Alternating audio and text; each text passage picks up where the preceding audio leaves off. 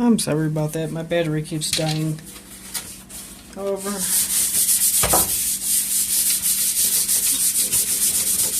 like that. Nice and clean. So, just gonna pop it out like this. If you push down, you want to put the top in first. That you're not gonna really break anything as long as you have things aligned. And what's going on here?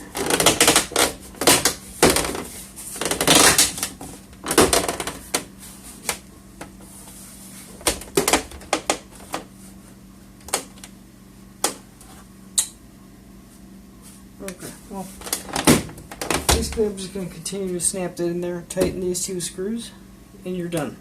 That's pretty much it.